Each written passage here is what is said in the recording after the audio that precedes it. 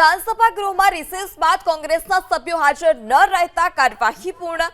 કોંગ્રેસના 3 સભ્ય આજે બિન સરકારી વિધેયક રજૂ કરવાના હતા. કોંગ્રેસના એક પણ ધારાસભ્ય ગૃહમાં હાજર ન રહ્યા.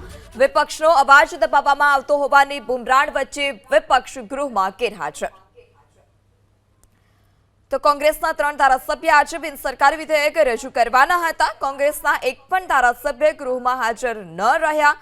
વિધાનસભા ગૃહમાં રિસેસ બાદ કાર્યવાહી પૂર્ણ કરવામાં આવી, કારણ કે કોંગ્રેસના 3 ધારાસભ્ય આજે બિન સરકારી વિધેયક રજૂ કરવાના હતા, જેમાંથી કોંગ્રેસના એક પણ ધારાસભ્ય હાજર ન રહ્યા હતા. વિપક્ષનો અવાજ દબાવવામાં આવી રહ્યો છે તે પ્રકારની બુમરાણ કોંગ્રેસની હતી, વિપક્ષની હતી, અને તે જ વચ્ચે વિપક્ષ ગૃહમાં ગેરહાજર. વિધાનસભા ગૃહમાં ઉદ્યોગ મંત્રી બળવંતસિંહ રાજપૂતનો જવાબ. શ્રમિક સહાયક હેલ્પલાઇન પર વર્ષ 2024માં 18,347 કોલ નોંધાયા છે. કચ્છ જિલ્લામાં વર્ષ 2024માં 80 ફરિયાદ મળી. શ્રમિકોની 51 ફરિયાદો સામે 25 લાખથી વધુની કરાઈ છે ચૂકવણી. તો શ્રમિક સહાય હેલ્પલાઇન પર વર્ષ 2024માં 18,347 કોલ મળ્યા છે. તે પ્રકારની જે માહિતી હતી તે બળવંતસિંહ રાજપૂતે ગૃહમાં આપી હતી. કચ્છ જિલ્લામાં 80 ફરિયાદ મળી છે.